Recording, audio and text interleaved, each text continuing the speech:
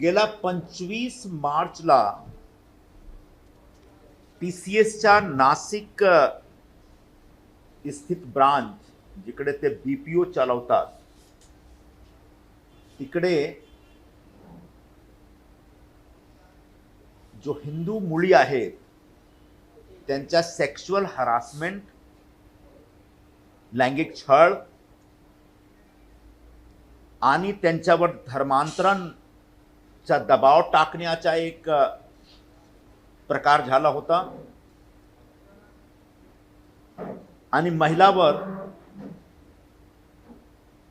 Religious कोअर्सन म्हणजे धार्मिक दबाव टाकण्याचा एक केस झाला होता आणि त्या विषयावर अजूनपर्यंत महाराष्ट्र शासनातर्फे जो SIT गठीत झाली त्या SIT करून 9 FIR दर्ज झालेले आहेत, 5 चार्जशीट आरोपपत्र दायर झालेले आहेत आणि 8 लोकांची अटक झालेली आहे. त्याच्यामध्ये जो नवीन जो लेटेस्ट जो चार्जशीट आहे तो भयंकर आहे, म्हणजे फारच विस्फोटक आहे. 3 मुख्य आरोपी होते TCS मध्ये काम करणारे सीनियर एक्झिक्युटिव्ह म्हणून दानिश शेख, तौफिक अत्तार आणि निदा खान. या तिघाबद्दल चार्जशीट मध्ये असा एक अहवाल आलेली आहे की ते एक संघटित मानसिक हेराफेरी करत होते हिंदू मुलींचा. जो NCW ची एक फाइंडिंग आहे, नॅशनल कमिशन फॉर वुमन, त्यांची फाइंडिंग मध्ये रिपोर्ट मध्ये जरा मी वाचून दाखवतो. They use to target young and vulnerable girls and that they harass them sexually, emotionally and mentally. म्हणजे कमी वयाची जो मुली होते त्यांना वो टार्गेट करत होते आणि त्यांना सेक्शुअली, मेंटली आणि इमोशनली हॅरॅस करत होते. पुढे काय सांगतो तो report? The accused use to bully female employees by denigrating Hindu mythology. म्हणजे जो आमचे जो हिंदू धर्म आहे, हिंदू धर्मची जो कथा आहे, हिंदू धर्मचे देवी देवता आहे, त्यांना डेनिग्रेट करणं, त्यांचा अपमान करणं, त्यांच्या नीचा दाखवणं, असं करून ते जो फिमेल एम्प्लॉईज होते TCS BPO मध्ये त्यांना बुली करत होते. आमची जो हिंदू समाजाची बिलीफ आहे, विश्वास आहे, आस्था आहे, ट्रॅडिशन म्हणजे परंपरा आहे, प्रॅक्टिसेस आहे, सगळ्याच्या नावाने ते एक काय सांगता येते मस्खरी करत होते आणि त्यांना नीचा दाखवत होते, छोटा दाखवत होते. आणि असं करून जेव्हा ते असं करत होते तेव्हा हे डेलिबरेटली इस्लाम हिंदू धर्मपेक्षा सुपिरियर धर्म आहे असं ते सांगत होते. हा NCWच्या रिपोर्टमध्ये. The accused indulged in degrading and belittling the faith in Hinduism and created a coercive atmosphere through repeated anti-religious commentary directed at women employees. हा NCWची फाइंडिंग आहे. त्यानंतर जो 3,500 पेजची जो लेटेस्ट रिपोर्ट आहे, चार्जशीट आहे, आरोपपत्र आहे, त्या आरोपपत्रामध्ये पोलिसची अशी फाइंडिंग आहे की दानिश शेख म्हणून आरोपींनी 23 वर्षीय एक मुलगीला पाकिस्तानी धर्मोपदेशक तारिक जमील आणि एक बदनाम धर्मोपदेशक जो सध्या मलेशियामध्ये राहतो जाकिर नाईक त्यांच्या व्हिडिओ पाहण्याचा दबाव टाकत होता. पीडिताला इस्लामिक कपडे घालण्याचा दबाव टाकत होता. इस्लामिक प्रार्थना म्हणण्याचा दबाव आणि हिंदू मंदिर जाण्यावर बंदी टाकत होता. या महिलांचा शारीरिक शोषण आणि आर्थिक शोषण चालू. हा एक मोठा प्रकार आहे निदा खाननी इन्व्हेस्टिगेशनच्या दरमियान एक्सेप्ट केलेला आहे। मुख्य आरोपी निदा खान ने पीड़िता को नमाज सिखाने और जबरन धर्मांतरण की साजिश की बात कबूल कर ली है। म्हणजे त्यांनी कबूल केलेला आहे निदा खाननी। त्यांनी सांगितलं की हां मैं ही देती थी नमाज की ट्रेनिंग, स्टेटमेंट आहे त्यांची। आणि निदा खानने सांगितलं की सर्व जो आमच्याकडे जो मुली होती, हिंदू मुली होती, त्यांना मी घरी घेऊन जात होतो आणि तिकडे ज्या कोपऱ्यात बसून नमाज कसा पठायचा त्याचा ट्रेनिंग देत होतो, तो पोलिसला ते घेऊन गेलेत आणि तो त्यांच्या जो घराचा जो कमरा आहे, कमरेचा जो कोणा आहे, तो कोण्यापर्यंत दाखवला त्याला। म्हणजे हा एक असा प्रकारचा एक मोठा कट कारस्थान आहे। मी विचारलो नाशिक पोलीसचे SIT मध्ये काम करणारे जो अधिकारी आहेत आणि सिनियर अधिकारी आहेत त्यांच्याशी की फक्त तुम्हाला हा तिघेच सापडलेत, म्हणजे तौफिक अत्तार, दानिश शेख आणि निदा खान, फक्त यांच्याच कटकारस्थान आहे का? मला असं वाटत नाही। यांच्या मागे कोण आहे? कोणी आंतरराष्ट्रीय ग्रुप आहे का, संघटना आहे का, याची चौकशी अजूनपर्यंत चालू आहे। त्यांनी सांगितलं अजूनपर्यंत जो इन्व्हेस्टिगेशन आहे तो कमी झालेला नाही, पूर्ण क्लोज झालेला नाही। अजून एक त्यांनी कोर्टमध्ये एक रिपोर्ट टाकलेला आहे। त्या रिपोर्टमध्ये काय जरा ऐकून घ्या। Number 1 accused number 1 Danish Shaikh and accused number 2 Tausif are involved in planning to send the victim to Malaysia for a job। एका मुलीला मलेशिया पाठवण्याचा त्यांची एक प्लॅनिंग होती। The consignment was intended to be sent to a person named Imran। Imran कोण आहे? Since all three accused acted in conspiracy in the commission of the said offense, the investigative agency needs to interrogate the applicant accused to gather information regarding the person named Imran who is based in Malaysia। म्हणजे जाकीर नाईक पण मलेशियामध्ये आहे, ज्यांच्या video ते दाखवतात आमच्या मुलीला, आणि इम्रान म्हणून एक माणूस आहे तो पण मलेशियामध्ये आहे। ज्या धर्मोपदेशक आहेत पाकिस्तानचे, त्यांच्या व्हिडिओ बघण्याचा पाहण्याचा ते आमच्या मुलीवर दबाव टाकत होते। आणि Nida Khan continuously she was in touch with somebody in Pakistan. तो आमच्या सर्वप्रथम अशी मागणी आहे की तो हा मोठा प्रकार आहे, याच्यामध्ये काहीतरी इंटरनॅशनल कॉन्स्पिरसी आहे असेल, याची इन्व्हेस्टिगेशन सखोल इन्व्हेस्टिगेशन झाली पाहिजे। अजूनपर्यंत याची चौकशी झालेली नाही। मी जे काही पोलीसवाल्यांशी बोललो त्यांनी सांगितलं की आमच्याकडे काही नाव आलेलं नाही। म्हणजे ये तिघे जो तौसिफ, दानिश आणि निदा खान आहे त्यांच्या अजून चौकशी झाली पाहिजे, कसून एक इंट्रोगेशन झाला पाहिजे, जेणेकरून ज्यांच्या मागे कोण आहे त्यांच्या नाव येईल। हा एक आमची पहिली मागणी आहे की तुम्ही एक याच्यामध्ये काय आंतरराष्ट्रीय लेवलवर काम चाललेलं कोणी करत आहे याचा एक खुलासा झाला पाहिजे। हा विषय फक्त TCSचा आहे का? आम्हाला असं वाटत नाही। BPO म्हणजे बिझनेस प्रोसेस आउटसोर्सिंग, दुसऱ्या कंपन्याचं काम ते BPO मध्ये करतात।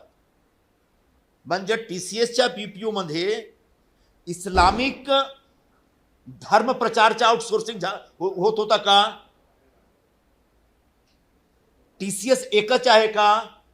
संपूर्ण कॉर्पोरेट जगतमध्ये संपूर्ण जो कॉर्पोरेट कंपनीज आहेत त्यांच्यामध्ये असा प्रकार चालू आहे का? याच्यावर एक इन्व्हेस्टिगेशन, सविस्तर इन्व्हेस्टिगेशन झाली पाहिजे। जे काही कॉर्पोरेट कंपनीज आहेत, IT कंपनीज आहेत, फार्मा कंपनीज आहेत, मोठे मोठे मल्टीनॅशनल्स आहेत, त्यांच्या जो महाराष्ट्रात ऑफिसेस आहेत, ब्रांचेस आहेत, त्याच्यामध्ये बाकी जे मुस्लिम एम्प्लॉईज आहेत त्यांच्याकडून TCS नाशिक सारखा काहीतरी काम चालू आहे का याच्यावर एक सविस्तर रिपोर्ट आली पाहिजे. तो अजूनपर्यंत आलेला नाही. तिसरा विषय TCS काय सांगतात ते ना. तिसरा विषय पहिले MIM घेतो. आता MIM वाले जेव्हा मुंब्रामध्ये एक कॉर्पोरेटर निवडून आली होती, त्यांनी असा स्टेटमेंट दिला की पूरे मुंब्रा को मैं हरा कर दूंगी. त्याच्यावर जोरदार वाद झाला होता. त्यानंतर जो छत्रपती संभाजीनगर मध्ये MIMचा जो एक प्रमुख नेता आहे इम्तियाज जलील, तो तिकडून मुंब्रा येऊन सांगितलं कि सिर्फ मुंब्रा हरा नहीं करना, पूरे महाराष्ट्र को हरा करना है. म्हणजे MIM ची संपूर्ण प्लॅनिंग आहे की महाराष्ट्रामध्ये, मुंबईमध्ये धर्मांतरणच्या माध्यमातून जास्त मुस्लिम पॉप्युलेशन वाढवायचं आहे. आता जो Nida Khan main second third accused आहे तो 40 दिवसापासून फरार होती. 40 दिवस फरार झाल्यानंतर आणि पोलीस त्यांच्या मागे होती आणि पोलिसला त्यांनी ते जो निदा खान सापडली कुठे तर छत्रपती संभाजीनगरमध्ये. छत्रपती संभाजीनगरमध्ये MIMचा एक कॉर्पोरेटर होता मतीन पटेल. त्यांनी त्याला शेल्टर दिला होता कुठेतरी. त्यांचे संपूर्ण जो कुटुंब आहेत त्यांना शेल्टर देऊन एक प्रोटेक्ट केला होता. जेव्हा मतीन पटेलला पोलिसने अरेस्ट केला आणि त्यांच्याशी पूछताछ झाली तेव्हा मतीन पटेल ने वारंवार एकच सांगितलं की इम्तियाज भाई से पूछना होगा, इम्तियाज भाई से पूछ के बताऊंगा. या पुलिस ने म्हणजे कोण इम्तियाज भाई, त्यांनी सांगितलं इम्तियाज जलील. म्हणजे जो महाराष्ट्रात एक जबरन दबाव टाकून धर्मांतरणचा प्रकार चालू आहे त्याच्यामध्ये MIMची एक महत्वाची भूमिका आहे असा आम्हाला दिसतो. यासाठी पोलिसांतर्फे SIT तर्फे MIMची भूमिका ही जो घटना आहे त्या घटनामध्ये किती पर्यंत आहे, किती आहे याची पण एक वेगळी तपास झाली पाहिजे. आणि अखेरचा सब्जेक्ट आहे TCS ने काय सांगितलं की ज्या कर्मचारी अधिकारी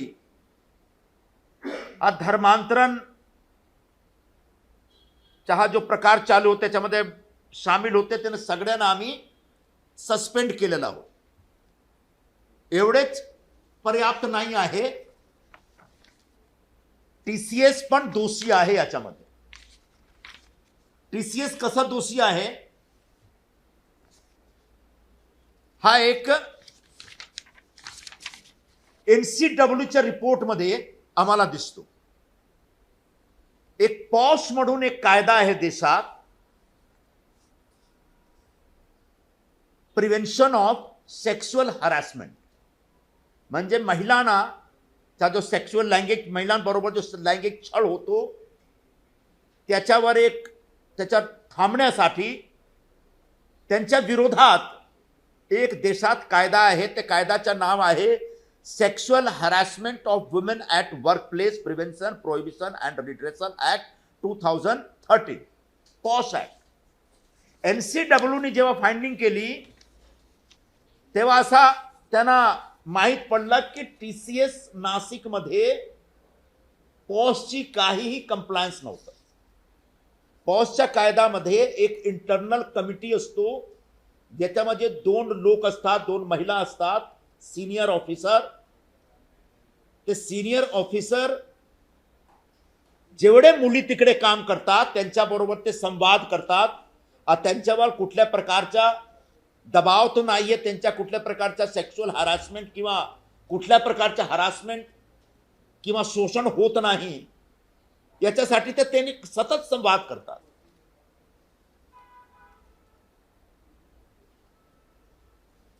एनसीडब्ल्यूने सांगितलेलं आहे की in short there was zero compliance of POSH act in TCS Nashik. त्याने सांगितलं आहे की the committee was shocked at the insensitivity demonstrated by the members of the POSH committee, IC committee मतलब internal committee of TCS. They had utterly failed for non-compliance with the mandate of Section 19C of POS Act. There was no expression of empathy or sympathy for the female employees at TCS Nasik. It is more than clear that this inaction on the part of organization was not just a compliance deficit, but was a governance deficit as well. म्हणजे POS कायद्यानुसार प्रत्येक corporate ऑफिसमध्ये महिलांसाठी एक चांगली वातावरण असायला पाहिजे, याच्यासाठी एक ऍक्टिव्हिटी असतो, एक कमिटी असतो, कमिटी काम करते.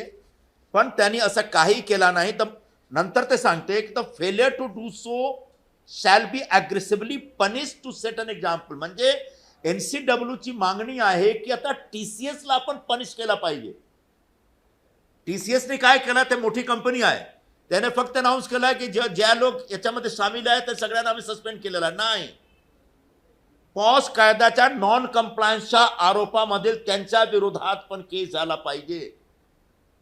मी सांगत नाही, एनसीडब्ल्यूची फाइंडिंग आहे, नॅशनल कमिशन फॉर वुमेन. नंतर पुढे नॅशनल कमिशन फॉर वुमेन अजून एक लाईन सांगतो की the most important factor which determine the course of events in the present case is the absence of an effective effective mechanism for prevention and redressal of workplace harassment at TCS Nasik unit. The commission observed serious lapse and accordingly made the following recommendation. लंबा चौड़ा आहे. म्हणजे TCS पण दोषी आहे, MIM पण दोष आहे, आणि एसआयटी तर्फे जे काही अजूनपर्यंत इन्व्हेस्टिगेशन झालेली आहे, 5 आरोपपत्र दाखल केल्यानंतर पण ही अजून इन्व्हेस्टिगेशनची गरज आहे, जेणेकरून आम्हाला टीसीएस आणि टीसीएस सारखे महाराष्ट्रामध्ये जो कॉर्पोरेट युनिट्स आहेत त्याच्यामध्ये असला प्रकार मोठा प्रमाणात चालू आहे का हे बघायला पाहिजे. यांच्या मागे इंटरनॅशनल काही कटकारस्थान आहे का हे बघायला पाहिजे. आणि पुढे आमचे सगळे मुली सुरक्षितपणे दफ्तरमध्ये, कार्यालयामध्ये काम करू शकेल अशी एक मेकॅनिझम तयार केला पाहिजे. हा आमची मागणी आहे. टीसीएस नाशिकमध्ये जे काही झालं आणि पोलिसची जे काही तपासणी झाली आणि जे काही त्यांच्या आरोपपत्र आले त्याच्यावर. आता इसी को हिंदी बोला जाना.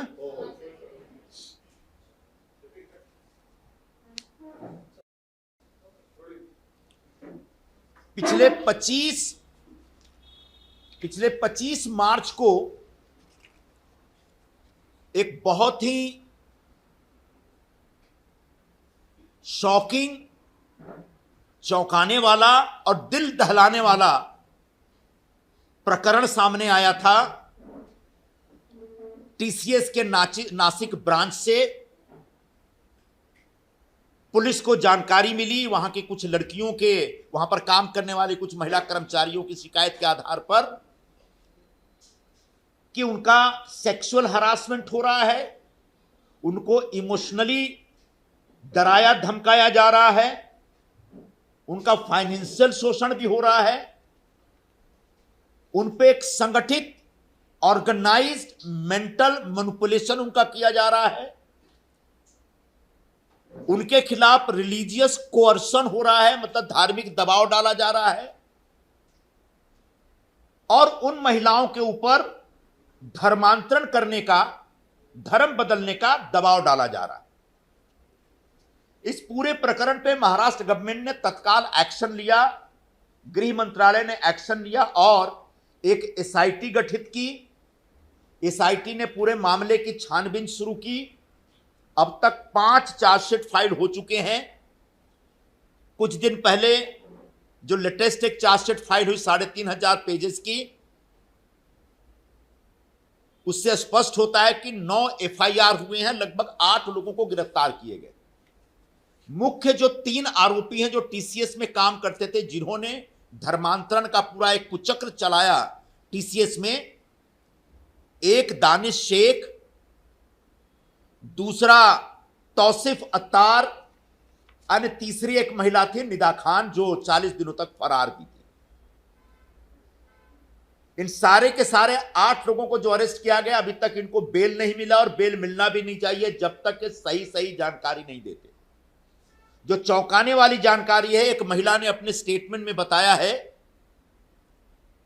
कि दानिश शेख नाम का जो आरोपी था, वो 23 वर्षीय एक लड़की पर दबाव डालता था कि पाकिस्तानी मौलाना है तारिक जमील और हिंदुस्तान से फरार एक मौलाना है जाकिर नाइक, इसका वीडियो देखो। उन पर इस्लामिक कपड़े पहनने का दबाव डाला जाता था, उन पर नमाज पढ़ने और रोजा करने का दबाव डाला जाता था, रोजा रखने का, और उनको कहा जाता था कि हिंदू मंदिरों में जाने से कुछ फायदा नहीं होगा। पूरा प्रकरण rape, criminal conspiracy, hurting religious sentiments और SC/ST एक्ट के अंदर भी इसमें शामिल किया गया है। एक निदा खान जो 40 दिनों तक फरार थी, बाद में जाके छत्रपति संभाजीनगर में वो पकड़ी जाती है, उसने स्वयं स्वीकार किया है कि वह हिंदू लड़कियों को नमाज की ट्रेनिंग देती थी। चार्जशीट के अनुसार निदा ने माना कि वह पीड़िता को नमाज पढ़ाना सिखाती थी। निदा खान खुद पुलिस टीम को अपने घर ले गई और उसने उस कमरे व कोने की शिनाख्त भी करवाई जहां वो पीड़िता को बुलाकर नमाज पढ़ने की बाकायदा ट्रेनिंग दिया करती थी। जो हिंदू लड़कियां जो पीड़िता हैं, विक्टिम्स हैं, उनके मोबाइल से अब तक 37 ऑडियो क्लिप्स मिले हैं। ये जो 37 ऑडियो क्लिप्स हैं, ये इस्लामिक वीडियो हैं, अलग अलग मौलानाओं के वीडियोस हैं, जिसमें जाकिर नाइक है, तारिक जमील है, और जमजम का पानी क्या होता है, नमाज कैसे पढ़ी जाती है, बुर्का डालने का क्या फायदा है, यह सब बताते हुए इन लड़कियों के ऊपर हिंदू धर्म के खिलाफ इनके मन में जहर बोया जाता था। भगवान का नाम लेके, भगवान शंकर, कृष्ण भगवान, शंकर भगवान, दुर्गा देवी, दुर्गा मां, इन माता और देवियों के खिलाफ इनको भड़काया जाता था और कहा जाता था कि तुम्हारी जो भी तकलीफें हैं, जो भी स्ट्रेस है, कष्ट है, वह हिंदू मंदिरों में जाने से दूर नहीं होगा, अल्लाह का नाम लोगे तो दूर हो जाएगा। तो इस प्रकार से एक धार्मिक प्रचार का काम बीपीओ में हो रहा था। बीपीओ का फुल फॉर्म होता है बिजनेस प्रोसेस आउटसोर्सिंग, मतलब ये दूसरे कंपनियों का काम लेकर के बीपीओ में टीसीएस वाले अपने कर्मचारियों से कराते हैं। तो क्या यह इस्लामिक धर्म प्रचार की आउटसोर्सिंग हो रही थी? यह हमारा एक बड़ा सबसे खतरनाक प्रश्न है। इस पूरे चार्जशीट के बाद जो एनसीडब्ल्यू की रिपोर्ट है, वो बहुत ही एक्सप्लोसिव रिपोर्ट है। उनकी जो छानबीन के बाद रिपोर्ट आई है, इस रिपोर्ट में 2-3 चीजें मैं पढ़ के सुनाना चाहता हूं जिसको समझने की आवश्यकता है। ये जो सारे एक्यूज थे, आरोपी थे, they use to target young and vulnerable girls and that they harass them sexually, emotionally and mentally. छोटी उम्र की, कम उम्र की जो जेनजीज बच्चियां हैं, उनको टारगेट करती थी और उनको टारगेट करते थे लोग और उनको हैरेस करते थे सेक्सुअली, मेंटली और इमोशनली। आगे उनकी फाइंडिंग में बताया जाता है कि the accused used to bully female employees by denigrating Hindu mythology, belief, traditions and practices. जो हमारे हिंदू धर्म के ग्रंथ हैं, कथाएं हैं,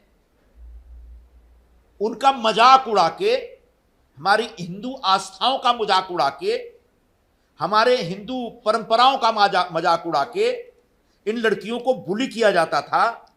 and by impressing impressing upon the girls that Islam was a far superior religion to Hinduism. बताते थे कि हिंदू धर्म से ज्यादा सुपीरियर रिलीजन जो है इस्लाम है. The accused indulged in degrading and belittling the faith in Hinduism and created a coercive atmosphere through repeated anti-religious commentary directed at women employees. इस तरीके से हिंदू बच्चियों को दबाव में ला करके उनको मानसिक त्रास दे करके उन पर धर्म परिवर्तन का पूरा एक अभियान चल रहा था.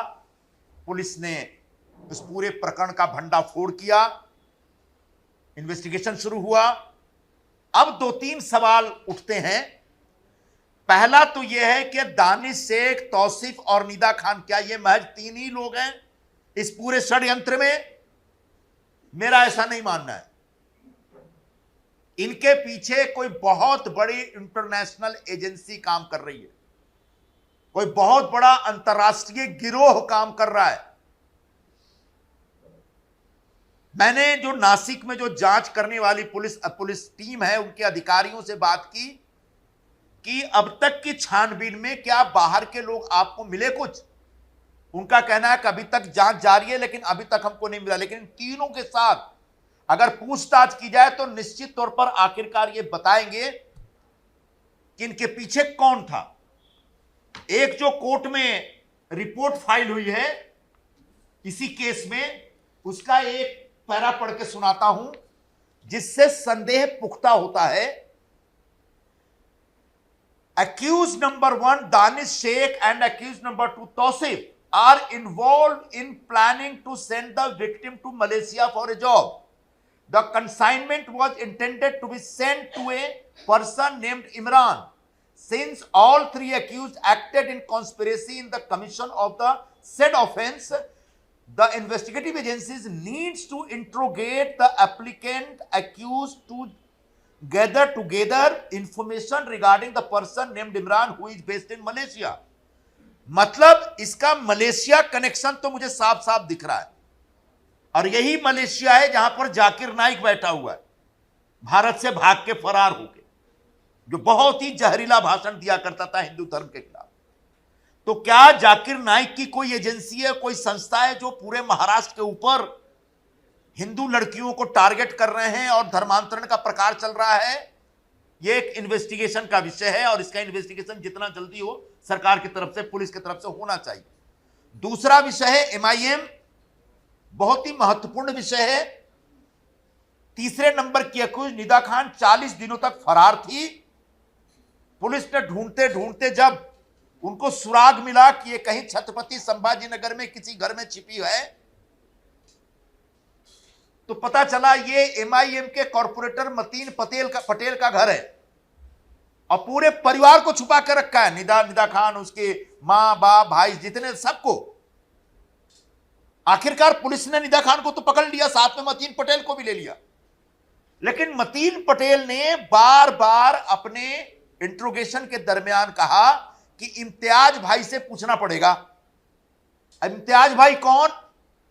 तो MIM के महाराष्ट्र के प्रमुख हैं, पूर्व सांसद हैं, छत्रपति संभाजीनगर के सांसद रहे हैं, इम्तियाज जलील.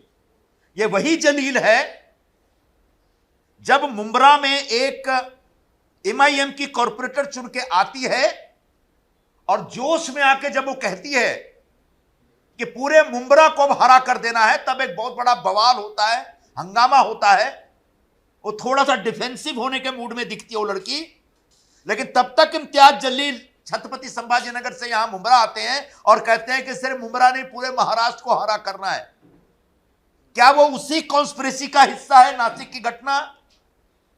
मतलब MIM पूरे महाराष्ट्र में जबरदस्ती धर्मांतरण करने के प्रकार में शामिल है. मतलब MIM TCS नासिक के ब्रांच में जो धर्मांतरण का प्रकार चल रहा था उसमें शामिल है. इसलिए पूरे इन्वेस्टिगेशन के दायरे में MIM को भी लेना चाहिए, MIM की भूमिका की भी तलाश की जानी चाहिए. तीसरी बात TCS का है. पहला मुद्दा यह है कि क्या TCS अकेला है जहां यह सब कुछ चल रहा है, इतना घृणित काम?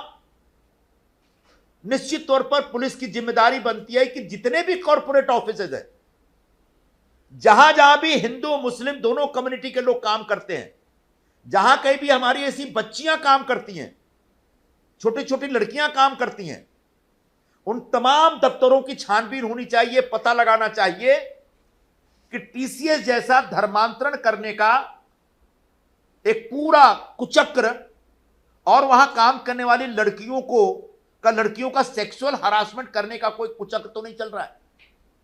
तब जाके पता चलेगा कि ये पूरी कॉन्स्पिरेसी कितनी बड़ी है और इसके पीछे कौन से ताकतें हैं। आखिर का मुद्दा है टीसीएस के संदर्भ में जो एनसीडब्ल्यू की रिपोर्ट है, उस रिपोर्ट ने टीसीएस को कटघरे में खड़ा किया है। हमारे देश में एक कानून है POSH, पॉश कायदा है, प्रिवेंशन ऑफ सेक्सुअल हरासमेंट। इस कानून का पूरा नाम है sexual harassment of women at work place prevention prohibition and redressal act 2013। इस एक्ट के तहत जितने भी दफ्तर है जहां लड़कियां काम करती है वहां पर पॉश कंप्लायंस होना चाहिए और इसके तहत वहां एक इंटरनल कमिटी होनी चाहिए 2 सीनियर विमेन ऑफिसर्स की, जो जिनकी जिम्मेदारी है कि नियमित तौर पर वो अपने दफ्तर में काम करने वाली महिलाओं के साथ संवाद रखें और एक इन्वेस्टिगेट उनके साथ कुछ बुरा तो नहीं हो रहा, कोई बुली तो नहीं कर रहा है, कोई हैरेसमेंट तो नहीं कर रहा है। एनसीडब्ल्यू की फाइंडिंग है कि नासिक टीसीएस में there was 0 compliance of POSH act. POSH act का कंप्लायंस ही नहीं था। ये आगे कहते हैं कि it is more than clear that this inaction on the part of the organization TCS was not just a compliance deficit but was a governance deficit. The failure to do so shall be aggressively punished to set an example. The most important factor which determine the course of events in the present case is the absence of an effective mechanism for prevention and redressal of workplace harassment at TCS Nasik unit. The commission observed the serious lapses in that place. मतलब TCS भी इस पूरे प्रकरण में जिम्मेदार बनता है। हालांकि टीसीएस ने घोषणा की है कि जो लोग नासिक यूनिट में जबरदस्ती धर्मांतरण कर रहे हैं तो उनको हमने सस्पेंड कर दिया है, लेकिन सिर्फ इससे काम नहीं चलेगा, एक्शन टीसीएस के खिलाफ भी लेना पड़ेगा। आप इतनी बड़ी कंपनी है, 2 लाख करोड़ की कंपनी है, इतनी बड़ी आप आईटी कंपनी है, पूरी दुनिया में भारत का नाम रोशन करते हैं आप, और ऐसे में आपके दफ्तरों में जब हमारी बेटियां सेक्सुअली हरास हो रही हैं, उनका जबरदस्ती धर्मांतरण किया जा रहा है, और उसको रोकने के लिए, संभालने के लिए जो पॉश एक्ट को लागू करने का इंतजाम है वो आप नहीं कर पा रहे। इसका मतलब आप एक नॉन सीरियस हैं और आप अपने महिला कर्मियों के साथ अच्छा व्यवहार हो, अच्छा वातावरण हो, अच्छा कंप्लायंस उनको मिले, इसकी चिंता नहीं कर रहे हैं। इसलिए सरकार की तरफ से, पुलिस की तरफ से टीसीएस के खिलाफ भी सख्त कार्रवाई की जानी चाहिए, ऐसी हमारी आखिरी और तीसरी मांग है। बोलिए, और कुछ सवाल है इस पे? हाँ, नाही एसआयटीची जो जे अधिकारी आहेत त्यांना बदलण्याचा काय उपयोग नाही। ते एजन्सी म्हणजे सीआयडी किंवा त्याच्यावरची चौकशी करा, तुम्ही सखोल चौकशी करायला अशी मागणी करतात। एसआयडीची चौकशीची तुमची जी मागणी आहे ती चौकशी ती जे करतात त्यात तुम्ही समाधानी आहात का? एसआयटी तर्फे चौकशी चालू आहे। माझी ज्या अधिकाऱ्यांची बोलणी झाली त्यांनी सांगितलं की अजूनपर्यंत आम्ही क्लोज केलेला नाही। ज्या प्रमाणे त्यांनी अजूनपर्यंत चौकशी केलेली आहे तो आम्ही समाधानी आहोत। 9 FIR आहे आणि 8 लोकांना त्यांनी अरेस्ट केलेला आहे। कोणालाही बेल घेऊ शकलेत नाही कोणीही। हा एक एसआयटीचा काम चांगला आहे, पण एसआयटीला अजून आतमध्ये जाऊन सखोल चौकशी केली पाहिजे। कारण एका रिपोर्ट मध्ये असा एक लाईटली असा मला दिसतो की काहीतरी मलेशिया कनेक्शन आहे। पण त्यांची चार्जशीट मध्ये एकदम फुल प्रूफ इन्फॉर्मेशन येत नाही. तो येईल. एकदा दानिश शेख, तौसिफ सारखे जो अक्यूज्ड आहेत त्यांच्याबरोबर ते चांगल्या रीतीने कडक रीत्याने इंट्रोगेशन करणार, तो सगळ्याचं नाव कोण कोण आहेत इंटरनॅशनल लेवल, पाकिस्तानमध्ये कोण आहे, मलेशियामध्ये कोण आहे, बाकी कोण कोण आहेत त्यांचं नाव ते सांगेल. म्हणजे संपूर्ण महाराष्ट्रात TCS सारखे ऑफिसेसमध्ये आमचे मुलींना एक चांगला वातावरण भेटला पाहिजे, मिळाला पाहिजे, याच्यासाठी अजून प्रयत्न करण्याची गरज आहे.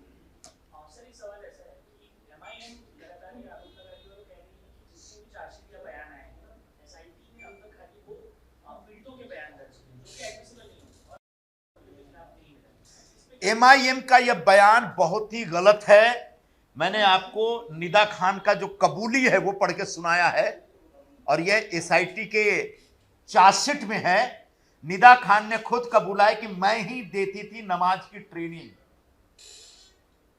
निदा खान पुलिस वालों को अपने घर लेके गई और वो जगह दिखाया, वो कोना दिखाया जहां नमाज पढ़ने के लिए सिखलाया जाता था हिंदू लड़कियों को. तो MIM स्वयं इस पूरे कॉन्स्पिरेसी में शामिल है. इम्तियाज जलील का नाम उनका अपना कॉर्पोरेटर मतीन पटेल ले रहा है. मतलब मतीन पटेल स्वीकार कर रहा है कि हमने इम्तियाज जलील के कहने पर निदा खान उसके परिवार को छुपाया था. इसका मतलब MIM 100% इस पूरे षड्यंत्र में शामिल है. जो आरोपी हैं तीनों के तीनों प्रमुख आरोपियों के बयान दर्ज हो चुके हैं. हां, उनसे भी और उगलवाना है, उनसे भी और कबूल करवाना है कि मलेशिया कनेक्शन क्या है. और मेरा साफ साफ आरोप है कि इस पूरे धर्मांतरण के इस कुचक्र का जो अंतरराष्ट्रीय कनेक्शन है वो मलेशिया तक तो लेके जाता है, पाकिस्तान तो 100% होगा. और इसलिए पुलिस ये मैं एक अपने छोटी सी जो जानकारी मुझे मिल रही है उसको मैं कनेक्ट करके डॉट कनेक्ट करके मैं एक इंफॉर्मेशन आपके साथ शेयर कर रहा हूं. लेकिन मैं चाहूंगा कि पुलिस SIT इस पूरे प्रकरण में और अंदर तक जाके जांच करके एग्जैक्ट नाम कौन है, कैसे हैं, क्योंकि ये सिर्फ इतना ही नहीं, इनको पैसे भी आते होंगे. निदा खान को इंटरनेशनल गिरोह से पैसा आता होगा. दानिश शेख के पास जरूर पैसा आता होगा. किसी को गरज नहीं पड़ी है तारिक जमील का वीडियो दिखाने के लिए, किसी लड़की पर दबाव डालने का. किसी व्यक्ति को ऐसी कोई गरज नहीं पड़ी है कि वो जाकिर नाइक का वीडियो बांटता चले. यह एक कैंपेन है और इस कैंपेन के लिए लोगों को पैसे मिलते हैं. तो इनको पैसे देने वाले कौन थे, किसने फंडिंग की, इसकी जांच, इसकी एक ससबूत पुरावा सहित सबूतों के साथ इसकी जांच रिपोर्ट तैयार होनी चाहिए. तब जाके आगे समझ में आएगा कि कितना बड़ा विषय है ये. आपका सचिव जाकिर नाइक की तरफ जा रहा है, जो इम्तियाज उससे मिलकर काम कर रही है. जाकिर नाइक तो हिंदुस्तान का एक बहुत ही बदनाम किस्म का मौलवी है जो लगातार हिंदू विरोधी उपदेश देता था, हिंदू देवी देवताओं के खिलाफ जहर उगलता था, हिंदू परंपराओं को गलत बताता था. जब उसके वीडियो वायरल हुए और तब जब उसके खिलाफ एक्शन लेने के लिए मुंबई पुलिस ने प्रयत्न शुरू किए, तब वो फरार हो गया. पाकिस्तान से दुबई होते होते अभी ऐसी जो जानकारी हमारे पास है, तो हो सकता है जानकारी मेरी गलत हो, वो कहीं मलेशिया में स्थित है. अब जो एक इमरान नाम के एक बच्चे का नाम आ रहा है जो मलेशिया में सेटल्ड है, जो इन लोगों के कांटेक्ट में था, तो क्या वो इमरान, जाकिर नाइक, निदा खान, दानिश शेख सब एक दूसरे से कनेक्टेड हैं? मतलब अब मैं जोर से फिर से एक स्टेटमेंट देता हूं कि नासिक TCS का पूरा धर्मांतरण का जो पूरा षड्यंत्र है उसका मलेशिया कनेक्शन दिख रहा है. आगे घुसेंगे तो इसमें पाकिस्तान के ISI जैसी एजेंसियों का भी हाथ, उनकी फंडिंग का पैटर्न दिख सकता है. क्योंकि बड़े पैमाने पर पाकिस्तान हिंदुस्तान में कभी नेपाल के जरिए, कभी बांग्लादेश के जरिए, कभी कश्मीर के जरिए पैसे भेजता है. आईएसआई के जो गुर्गे होते हैं उनके माध्यम से कहीं आतंकवादी गतिविधियां करते हैं, कहीं धर्मांतरण का काम करते हैं, कि हिंदू मंदिरों को तोड़फोड़ करने का काम करते हैं। ये सारी बातें अलग अलग समय पर अलग अलग केसेस में इन्वेस्टिगेशन के दरमियान हमने पाया। हाँ, इस पर्टिकुलर केस में और भी अंदर तक जाके इन्वेस्टिगेशन करने की आवश्यकता है, ताकि पाकिस्तान से लेकर मलेशिया, मलेशिया से लेकर मुंबई और नासिक और पूरे महाराष्ट्र में जो एक कुचक्र चल रहा है, इसका भंडाफोड़ हो सके। सर, इस वक्त की बड़ी खबर यह है कि इंडियन एयरफोर्स जो है वो नीट पेपर्स को लेकर एक सप्लाई प्रोवाइड कराएगी। तो आपको लगता है कि एट दी एंड जो है आर्मी, एयरफोर्स इन पे ही रिलायबल किया जा सकता है और इन पे ही ट्रस्ट किया जा सकता है, बाकी कोई ऑर्गेनाइजेशंस नहीं आप ट्रस्ट रखने हो? देखिए, महत्वपूर्ण यह है कि नीट के पेपर लीक न हो। पिछले दिनों जो लीक हुआ उसकी वजह से पूरे 22 लाख बच्चों के सामने एक अंधेरा सा छा गया। 2-2 साल मेहनत करने के बाद उन्होंने नीट की परीक्षाओं में अपीयर हुए थे, इस उम्मीद में कि उनके अच्छे मार्क्स आएंगे, वो डॉक्टर बनेंगे, पढ़ाई करेंगे। लेकिन जब पेपर लीक होता है और उसके बाद नीट की परीक्षाएं रद्द कर दी जाती है, और जब नीट की परीक्षाएं रद्द की जाती हैं तो लगभग 17 बच्चों ने अब तक सुसाइड किया हुआ। सरकार ने सीबीआई को पूरा मामला दिया, इन्वेस्टिगेशन शुरू हुआ, कई लोगों को गिरफ्तार किया गया। तो उस पूरे प्रकरण की जांच बहुत अच्छे से हो रही है, लेकिन जो गारंटी सरकार की तरफ से चाहिए वो ये कि दोबारा पेपर लीक ना हो। और दोबारा पेपर लीक रोकने के लिए आप एयरफोर्स का इस्तेमाल करिए कि नेवी का इस्तेमाल करिए, आपके ऊपर है, लेकिन हमारे बच्चों के भविष्य के साथ खिलवाड़ न हो, इसको इंश्योर करिए। सर, एक प्रकरण नाशिक समोर आलेलं आहे। अनफॉर्च्युनेटली प्रकरण मुंबईमध्ये की महाराष्ट्रामध्ये अनेक व्हिडिओ चालतात। चांगला प्रश्न आहे तुमचा। यासाठी मी बोललो की हा प्रकरण फक्त टीसीएस नाशिक पर्यंत सीमित आहे का, मर्यादित आहे का, याचा खुलासा झाला पाहिजे। आणि याचा खुलासा जेव्हा आमची जो एजन्सीज आहेत वेगवेगळ्या बीपीओ मध्ये जाऊन पॉस ऍक्ट च्या माध्यमातून चांगले जो विमेन अधिकारी आहेत, कर्मचारी आहेत, त्यांना पाठवायला पाहिजे। आणि प्रत्येक बीपीओ आणि प्रत्येक कॉर्पोरेट ऑफिसेस मध्ये असा काही प्रकार चालू आहे का, याच्यावर एक चांगली स्क्रूटनी झाली पाहिजे, अशी आमची मागणी आहे। सर, आयएसएसचा संबंध जोडलेला आहे, अटक तिथं केलं आहे किंवा त्याचं परीक्षा होऊ शकतं आणि फंडिंग होतं। पाकिस्तानचा एक मौलवी त्यांचा व्हिडिओ पाहण्याचा आमच्या मुलीवर दबाव होता। पाकिस्तानचे जेवढे मौलवी आहेत ते सगळे आयएसआयचे आहेत। सगळे मौलवींना आयएसआय फंडिंग करतो, हा पण सगळ्यांना ज्ञात आहे। आयएसआय मोठ्या प्रमाणात हिंदुस्थानमध्ये फंडिंग करतो। त्यांच्या फंडिंग पॅटर्नवर एक मोठी रिपोर्ट आहे। त्या टेरर ऍक्ट, रिलीजियस कोअर्जन, आमचे मंदिरांच्या विरोधात काहीतरी कारवाई करणं आणि हिंदू लोकांचा धर्म परिवर्तन करण्याचा प्रयत्न करणं, याच्यासाठी ते मोठ्या प्रमाणात पैसे वाटतात। हे जो 3 आरोपी आहेत हे सगळे फक्त मौज मस्तीसाठी, सेक्शुअल एन्जॉयमेंटसाठी किंवा एक लग्न करण्यासाठी हे सगळे करत होते का, हा एक मोठा प्रश्न आहे। या तिघांच्या मागे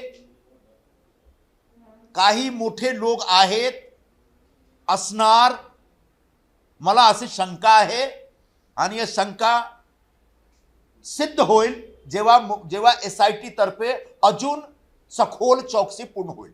सर, इस नासिक केस में जो है आपने कहा कि एमआईएम पूरी तरह से सहभागी है, क्या एमआईएम और इम्तियाज बिल्कुल होना चाहिए। बड़ा प्रश्न यही है कि निदा खान जो नासिक टीसीएस की एक मुख्य आरोपी है, वो 40 दिनों तक फरार होती है। पुलिस उसको नासिक से लेके मुंब्रा, मुंब्रा से लेके मुंबई और मुंबई से लेके पुणे और हर जगह ढूंढ रही है, और फाइनली वो पकड़ी जाती है छत्रपति संभाजी नगर में, और वहां एमआईएम के कॉर्पोरेटर के घर में पकड़ी जाती है पूरे परिवार के साथ। इसका मतलब एमआईएम ने उसको शेल्टर दे रखा था। अब हो सकता है कि मतीन पटेल का कोई पर्सनल रिलेशन हो निदा खान के परिवार से, लेकिन ऐसा नहीं है। जब मतीन पटेल को इंट्रोगेट किया जाता है तो वो बार बार कहता है कि इम्तियाज भाई से पूछना पड़ेगा। यह चार्जशीट में बताया गया है। मतलब इम्तियाज भाई के कहने पर मतीन पटेल ने यह एक्ट किया है। अब इम्तियाज जलील के पीछे कौन लोग हैं? क्या एमआईएम का एक पूरा प्लान है ये? क्या एमआईएम को मलेशिया की एजेंसी या फिर आईएसआई के तरफ से पैसे आ रहे हैं इस प्रकार की हरकत करने के लिए, या इस प्रकार के आरोपियों को बचाने के लिए? क्योंकि आईएसआई के बहुत सारे स्लीपर सेल होते हैं और बहुत सारे स्लीपर सेल इंडिया में हैं, पॉलिटिकल पार्टी के तौर पे, कॉर्पोरेट ऑफिस के कर्मचारी के तौर पर। दिल्ली में तो एक दो जर्नलिस्ट भी पाए गए थे आईएसआई के स्लीपर सेल के तौर पर। तो आईएसआई कई लेवल पे ऑपरेट करती है, आईएसआई कई लेवल पे फंडिंग करती है। तो क्या उस पूरे फंडिंग पैटर्न में एमआईएम भी है? इसलिए हमारी मांग होगी कि इम्तियाज जलील को भी अक्यूज बनाया जाए। एमआईएम की पूरी जो भूमिका है उसकी जांच की जानी चाहिए।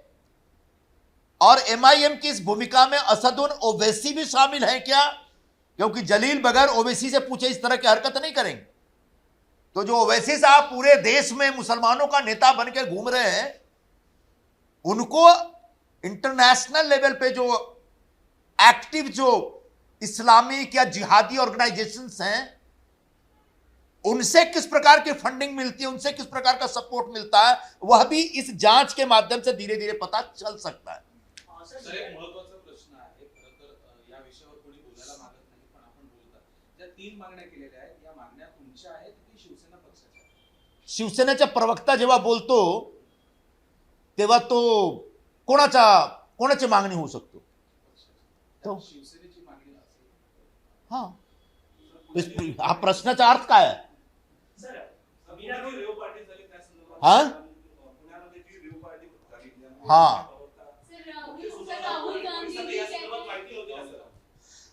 पुण्यामध्ये एक रेव पार्टी होती, तिकडे अंमली पदार्थाचा खूप उपभोग झाला. कालच रात्री वर्ली डोम मध्ये एक दारू पार्टी होती, त्याच्यामध्ये एक माहीमचा मुलगा होता. कुठल्या प्रकारची दारू होती, दारू पिऊन ते तो मृत पावला. 1-2 महिन्यापूर्वी नेस्को मध्ये असा एक म्युझिकल कन्सर्ट होता. ते कसला संगीत पार्टी आहे जिथे संगीत कमी आणि दारू जास्ती बाजतो. तो जो दारू पाजण्याचं काम आणि दारू पिण्याचं काम आणि दारूचे माध्यम आणि संगीतच्या नावाने जो दारू आणि अंमली पदार्थाचा जो धंदा चालू आहे, त्याच्यावर एक मुंबई पोलीस, महाराष्ट्र पोलीस तर्फे एक जोरदार हल्ला सुरू झाला पाहिजे. नेस्को मध्ये पण 2 मुलीची जीव गेली होती. बर्ली डोम मध्ये पण तसा एक अंमली पदार्थ म्हणजे ड्रग्स पेडलिंगचा धंदा महाराष्ट्रात खूप वाढत आहे. आणि दारूच्या नावाने काहीतरी एक कुठल्या प्रकारचे दारू ते देतात आमच्या मुलांना, मला माहित नाही. पण याच्या विरोधात महाराष्ट्र पोलीस तर्फे एक जोरदार कारवाई अशी झाली पाहिजे, जेणेकरून आमचे जो बालमुलं आहेत ते सुरक्षित राहतील. सरकारचं अपयश नाही का? सरकार तुमचं आहे, तरी देखील वारंवार अशा घटना घडत आहेत. त्यामुळे मेस्को मधला असू दे किंवा मग आता वर्ली डोम मधला असू दे, सरकार तुमचं आहे, सगळ्या गोष्टी तुमच्या आहेत. वारंवार या गोष्टी का होतात? अपयश म्हणावं लागेल. गेल्या 20, 25, 30 वर्षामध्ये पहिला रेव पार्टी आहे का? पहिला नेस्को सारखा म्युझिकल कन्सर्ट आहे का? असा म्युझिकल कन्सर्ट किंवा रेव पार्टी करतात, पोलीस ऍक्शन घेतात. पण पोलीसला आता जास्ती सक्ती बरतला पाहिजे अशी आमची मागणी आहे. म्हणजे एक रेव पार्टी झाला आणि सरकार अपयशी झाली असं होत नाही. हे जो क्रिमिनल आहे, जो क्रिमिनल मेंटॅलिटीचे लोक आहेत, ते क्राईम करतात. याचा प्रकारचे जो एक प्रोग्राम ते करतात, ते पार्टी वाटी करतात आणि आमच्या मुलांना बालांना ते त्याच्यामध्ये फसावतात. हा एक मोठा प्रकार आहे. पण सरकारचा अपेक्षा नाही. सरकारतर्फे आमची अशी मागणी आहे की जास्ती कठोर कारवाई करा, जेणेकरून आमचे जो तरुण वर्ग आहे तो सुरक्षित राहिला पाहिजे. या सगळ्या गोष्टींना जर का परवानगी दिली नाही तर मग या गोष्टी होणारच नाही. परवानगी ज्या स्तरावर देण्यात येते ते परवानगी घेतात तो म्युझिकल कन्सर्टच्या नावाने. बर्ली डोम मध्ये 6,000 मुलं होते आणि काहीतरी तो एक म्युझिकचं नाव आहे, म्युझिकचं नाम है नहीं, सनबर्न नहीं था, सनबर्न नहीं है, कुछ और है, इतना लंबा बोल ही नहीं सकता मैं. हाँ ऐसे कि क्लैंटन कुछ है. तो सनबर्न भी असाच आहे म्युझिक कन्सर्ट. तो म्युझिक कन्सर्टच्या नावाने ती परमिशन घेतात आणि लायसन्स पण घेतात दारू विकण्याचा. पण दारूच्या नावाने काहीतरी एक वेगळा प्रकार ते लोकांना देतात, ज्याच्यामुळे आमच्या एक तरुणाची डेथ झाली. तो परवानगी आहे म्युझिक कन्सर्टची. दारूची परवानगी होऊ शकतो, पण हा दारूच्या नावाने काही दुसरे प्रकारचे पदार्थ वितरित करण्याचा परवानगी नव्हता. रेव पार्टीच्या कुठल्या प्रकारचं परमिशन नव्हतं. नेस्कोमध्ये पण म्युझिकल कन्सर्टचं परमिशन होता, काही हरकत नाही म्युझिकल कन्सर्टमध्ये.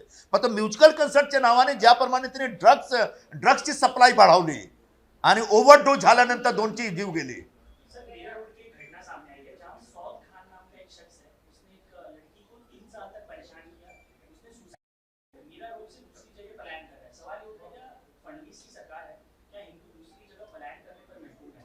और पुलिस कह रही है कि अब तक आरोपी फरार है, उसे तड़ीपार किया गया था, लेकिन अभी भी लगभग 7 दिन से ज्यादा का समय हो गया, आरोपी गिरफ्तार नहीं हुए. एक मीरा रोड की घटना.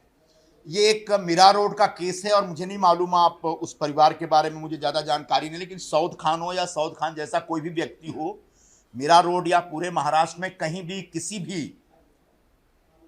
हिंदू बच्ची को अगर सेक्सुअली हरास कर रहे हैं, सेक्सुअली एक्सप्लॉइट कर रहे हैं, तो निश्चित तौर पर उस बच्ची के सामने अपना कंप्लेंट रिड्रेसल का एक मैकेनिज्म है, वो पुलिस में बता सकते हैं और ऐसे सऊद खान को उठा के हम अंदर डाल सकते हैं. आज भले फरार हो, पकड़ में आ जाएगा. तो हमारी जो बच्चे जो उनका परिवार डर के मारे जो मीरा रोड छोड़ के जाना चाहता है, मैं उनसे निवेदन करूंगा आपके माध्यम से कि मत जाइए छोड़ के. ये आपका देश है, आपका गांव है, आपका शहर है, आपका घर है. हाँ, जिसने आपको हरास कर रखा है, परेशान कर रखा है, उसके खिलाफ क्रिमिनल कार्रवाई की जाएगी. संजय सर, एक प्रशासनिक सवाल था इधर सर. अभी खबर आई सुनने में कि एनसीपी के कुछ सीनियर नेता जो है वो फडणवीस साहब से मिले थे. अभी तक उनका मानना है कि वापस अब जो है वो एनसीपी को मिल जानी चाहिए. और फडणवीस ने भी उस पर कहा है, जो खबरें आ रही है कि हम इस पर विचार करेंगे, क्योंकि आप इस सरकार में हैं, तो क्या सोचते हैं? अब देखिए, किस सरकार में मंत्रालय किसको देना चाहिए, कौन मंत्री कौन सा मंत्रालय संभालेगा, यह पूरा प्रेरोगेटिव जो है वो मुख्यमंत्री का होता है. हम आप मांग कर सकते हैं, लेकिन फैसला माननीय मुख्यमंत्री जी को करना है. यह बात सही है, अजीत दादा फाइनेंस मिनिस्टर थे और कई वर्षों तक लगातार थे. वित्त मंत्रालय या अर्थ मंत्रालय की जो जानकारी, जो समझ उनके पास थी, वो अप्रतिम थी. अब मुख्यमंत्री को तय करना है कि वित्त मंत्रालय का कामकाज देने के लिए उनके तरह का कोई उनको व्यक्ति चाहिए, उनको खुद संभालना है. यह मुख्यमंत्री का फैसला होगा. इसमें शिवसेना और के तरफ से कोई विशेष मांग नहीं हो सकती. ठीक है. विधान परिषदेचे इलेक्शन सध्या सुरू आहे. विधान परिषदेचे इलेक्शन पूर्ण हाँ, महाराष्ट्रात हाँ. विधान परिषद जागेवर विधान परिषदच्या निवडणुकी चालू आहे. त्याच्यामध्ये 6 ठिकाणावर आमचे जो उमेदवार आहेत ते निर्विरोध निवडून आलेले आहेत. म्हणजे जो महाविकास आघाडी आहे तो महामाघार आघाडी म्हणून एक त्यांचा चित्र झालेला आहे आणि त्यांचे उमेदवार स्वतः त्यांनी उमेदवारी परत घेतलेला आहे. आणि याच्यामध्ये आमच्या काही भूमिका नाही. समजा तुमच्याकडे संख्याबळ कमी आहे, समजा तुम्हाला तुमच्या पक्षाची मदत भेटत नाही, तो कितीपर्यंत तुम्ही निवडणुकीमध्ये उभे राहू शकता. तर जे त्यांचे उमेदवार होते त्यांना काँग्रेसतर्फे किंवा उबाठातर्फे किंवा एनसीपी तर्फे काही सपोर्ट नव्हता, संख्याबळ पण नव्हता, यासाठी ते परत घेतले. आता बाकी जो 11 सीट आहे, 11चे 11 सीटवर महायुती निवडून येईल. नाशिक आणि जळगाव या ठिकाणी आपल्या पक्षाने बंडखोर उमेदवार उभा आहे भाजपच्या समोर. युती धर्मात का होत? नाही, नाशिकमध्ये असं काही नाही. जळगाव हां, तो नाशिकमध्ये, जळगावमध्ये मला माहीत नाही. जळगाव इकडून मुंबईहून फार दूर आहे, लांब आहे. नाशिक आणि जळगाव दोन्ही ठिकाणी आपल्या पक्षाने नाशिकमध्ये तसं नाही, दराडे आहेत आमचे, दराडे आहेत ना आमचे उमेदवार आहेत. शिवसेनेचे उमेदवार आहेत दराडे तिकडे. तुमची माहिती चुकीची आहे. हा आमचे उमेदवार आहेत. तुमच्या समोर आपल्या पक्षातलाच एक बंडखोर उमेदवार सुद्धा उभे आहेत जळगावसारख्या ठिकाणी. नाही, असा बंडखोर उभे राहतात, प्रत्येक ठिकाणी उभे राहतात, पण याच्यामध्ये आमच्या पक्षाची काही भूमिका असा होत नाही. जिकडे पक्षाने अधिकृत उमेदवारी दिलेली आहे एका व्यक्तीला, तो आमचे अधिकृत उमेदवार आहेत, त्यांच्यासाठी पक्षातर्फे काम होईल आणि काम होत आहे आणि त्यांच्या निवडून आणण्याचा प्रयत्न पक्षातर्फे होईल.